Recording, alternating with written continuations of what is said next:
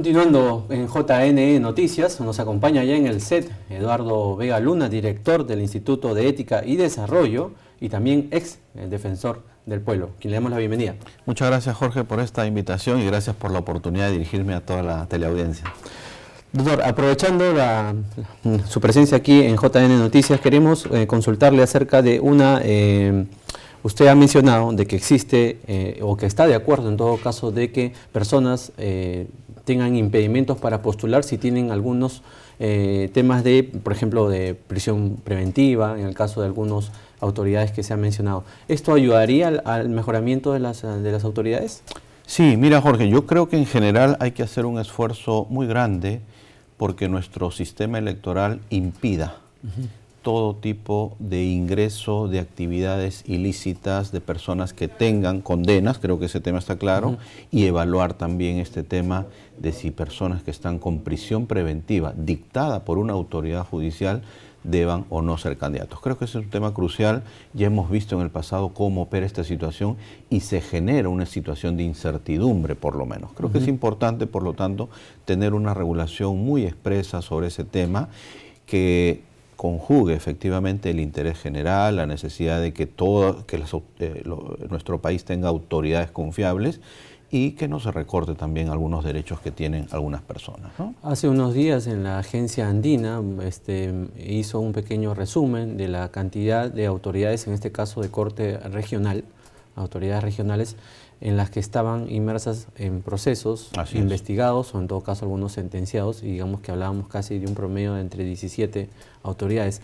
Esta realidad conlleva hoy más que nunca a plantear este cambio en la normativa. Así es, Jorge. Definitivamente se trata de cerca de 17 a 19 gobernadores regionales de la gestión anterior y de esta que están envueltos en procesos penales. 6 de ellos ya condenados, Jorge.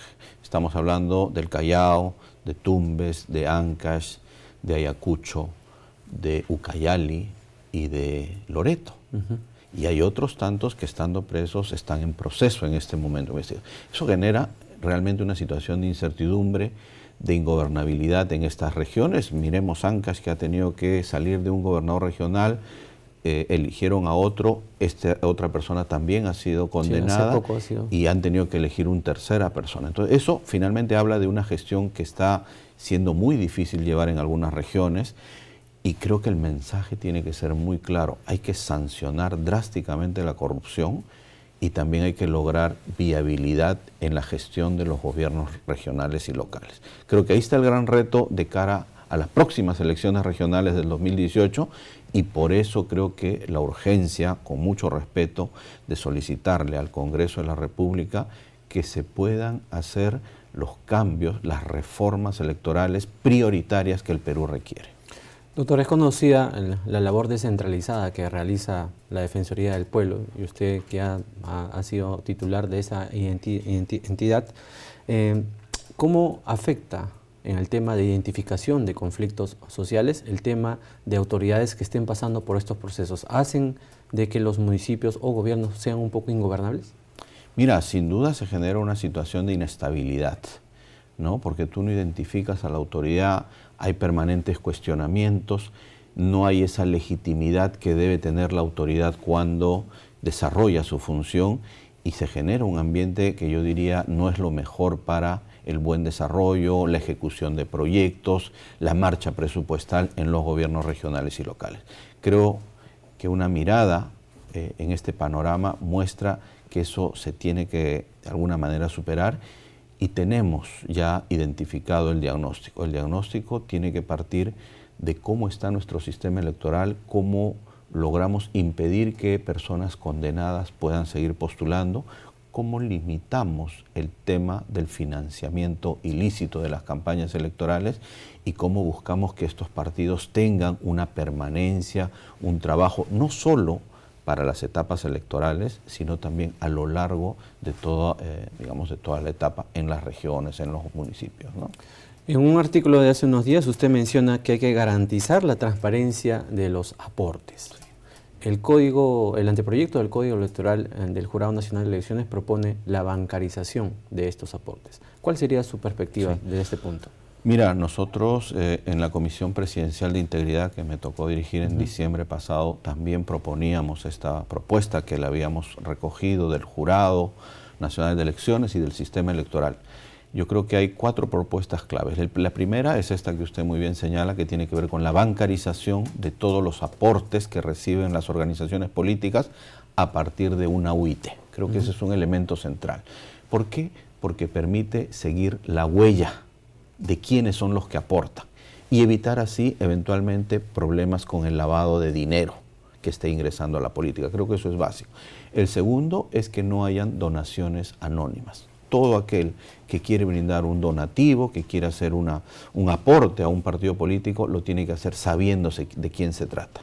¿Por qué? Para evitar básicamente que luego haya el favor político posteriormente, ¿no? Si uno aporta, lo hace de manera desinteresada, con un beneficio, sin buscar un beneficio posterior de ese aporte. Tercer elemento es evitar o ponerle límite a las actividades de proselitismo. Como usted bien sabe, junto con bancarizar, junto con evitar que haya donaciones anónimas, requerimos que este rubro de polladas, rifas, cenas, kermés u otro tipo de ingresos, proselitismo, tenga un tope. Y ahí también el jurado ha recogido esta propuesta. Creemos que esa es la mejor manera porque las estadísticas han mostrado que entre las elecciones del 2011 y las elecciones del 2016, por este rubro de actividad de proselitismo, los montos se han elevado de manera exponencial. Y entonces necesitamos ponerle un tope porque por ahí está, como se dice, el tubo de escape, la salida que han encontrado algunas organizaciones políticas para seguir financiando y no hay ninguna manera de controlarlo.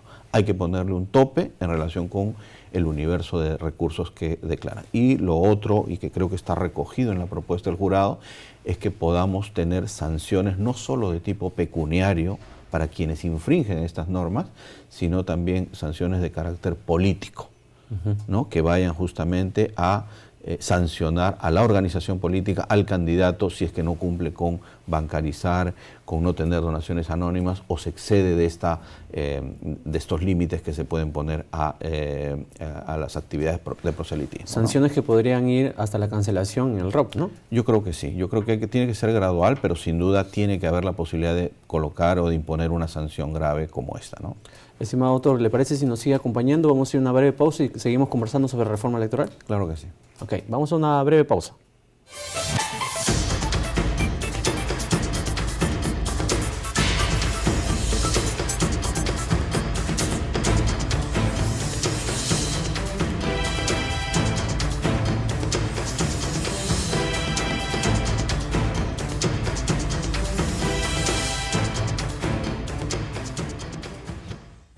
Continuamos en JNE Noticias. Nos sigue acompañando Eduardo Vega Luna, director del Instituto de Ética y Desarrollo de la Universidad Antonio Ruiz de Montoya. Conversábamos antes de la pausa, doctor, la importancia del tema de estas reformas para el fortalecimiento de la democracia en el país. Pero es imposible no poder hablar de reformas y de las propuestas si es que no terminamos en una que encaja la participación del sistema electoral dentro de la democracia interna de los partidos. ¿Por qué es importante la participación del sistema electoral en estas elecciones internas de los organismos? Perfecto. Es importante porque estamos hablando de organizaciones que quieren dirigir el país. Es importante que quienes quieren tener ese honor de tomar las riendas del país, de un país más democrático, también puedan ejercer una democracia interna en sus partidos políticos. Entonces hay como dos piedras importantes o dos cimientos importantes. Por un lado, lo que acabamos de hablar del financiamiento, de cómo se financia nuestra política, y por otro lado, cómo hacemos más democráticas las elecciones internas de los partidos. Y para esas elecciones internas creo que la garantía que tenemos es que nuestro sistema electoral, la OMPE, el jurado, puedan participar activamente en estas primarias o en estas elecciones internas de las agrupaciones políticas. Y entonces los candidatos que presentan estas listas finalmente sean producto de elecciones internas con voto universal, con voto libre y con mayor democracia dentro de las organizaciones políticas. Creo y aquí hay una invocación a las agrupaciones políticas, eso va a hacer que justamente muchas mayores personas, sobre todo los jóvenes, se interesen más en la vida política, en la vida partidaria. Pero si los jóvenes ven que no hay democracia al interior de los partidos, si ven que ahí se toman decisiones en un solo sector o en determinada cúpula de estas agrupaciones ¿Ayudaría políticas, a resolver las controversias que existen en estas primarias de las organizaciones políticas? yo creo que sí. Yo creo que ayudaría, como te digo, a una mayor participación en primer lugar y a sentir que dentro de las organizaciones políticas gente joven, gente que viene con nuevos ímpetus pueda asumir nuevas tareas dentro de estas organizaciones políticas, ¿no? Uno de los argumentos de las organizaciones políticas es la falta de financiamiento para organizar, obviamente, sus elecciones primarias o internas. El hecho de que el sistema electoral, hablemos claro, RENIEC elaborando un padrón, OMPE organizando una elección y jurado fiscalizando y impartiendo justicia electoral, es también un financiamiento público. Claro que sí, claro que sí. Yo creo que y hay la mejor disposición del sistema electoral para hacer estas elecciones internas. Es más, lo han venido haciendo, pero como bien recordarás, invitado, ¿no? A invitación de algunas organizaciones políticas. Hay que reconocer que hay algunas que han hecho esta invitación y creo que los resultados son muy buenos. Entonces, ¿por qué no extender esta práctica? ¿Por qué no obligar a que esta práctica finalmente se haga de manera, valga la redundancia, obligatoria en todos los partidos políticos, ¿no? Ante la coyuntura actual, Sí. en vista del panorama político nacional que tenemos previsto, está también la propuesta de evitar el financiamiento de empresas extranjeras y gobiernos extranjeros. Porque es importante la, digamos, independencia del financiamiento en la política. Sí. Mira, yo creo que hemos sido testigos, todos los peruanos, pero toda América Latina y el mundo, de esta grave situación de corrupción producida por Odebrecht y otras empresas brasileñas. Y el modo de actuación de estas empresas era justamente financiar campañas políticas. Creo que eso está bastante demostrado ya, que en toda América Latina lo primero que hacían era financiar campañas políticas para luego recibir algún tipo de beneficio en grandes proyectos de infraestructura, de obras públicas, ¿no? Y eso creo que nos lleva a una lección. Hay que impedir que empresas extranjeras puedan financiar campañas políticas. Yo creo que hay que decirlo con absoluta claridad. Tiene que haber un impedimento claro y expreso y con sanciones efectivas cuando eso ocurre. Hoy día sabemos que ha habido eso, pero no tenemos las normas para sancionar esa situación. Y por otro lado, de gobiernos extranjeros igual. No hay forma de admitir que se pueda financiar la política local, la política nacional, con dineros que provienen de otros recursos y que ya te predisponen o te ponen determinados, digamos, condicionamientos a cómo se va luego a retribuir con estos financiamientos, ¿no? Estimado doctor, no quiero culminar la entrevista sin antes preguntarle cuál sería su evaluación acerca del grupo de trabajo de la reforma electoral que pertenece a la Comisión de Constitución del Congreso. Mira, yo particularmente creo que hay una labor importante que ha desarrollado la comisión presidida por la congresista Patricia Donaire. Creo que todos alentamos a que ese esfuerzo pueda traducirse rápidamente en consensos entre los políticos, entre el Congreso de la República. Mi invocación, y lo he hecho y aprovecho el canal del jurado, es que se pueda tomar cierta acción más decidida y más rápida para llegar en mejores condiciones al próximo proceso electoral. Creo que voluntad política hay. Lo que yo quisiera llamar la atención es sobre los plazos que se tienen y sobre la necesidad de priorizar una agenda de trabajo que vaya a lo sustantivo y al problema central en este momento, que es el financiamiento ilícito de la política, que no sigan ingresando dineros ilícitos a la política, y ver la posibilidad de avanzar en una mayor democracia en los partidos políticos. De cara a las elecciones regionales y municipales, ¿no? Sí, mira, las elecciones son el próximo año, pero necesitamos que este marco jurídico, este marco electoral, esté listo lo más pronto posible, de ser posible en esta legislatura, para poder tener un marco mucho más claro y poder tener las herramientas, el sistema electoral tenga las herramientas para poder fiscalizar mejor esta situación, ¿no? Doctor Eduardo Vega, queremos agradecerle tremendamente su participación aquí en JN Noticias. Muchas gracias. Vamos a irnos nosotros a una pausa y retornamos con más información.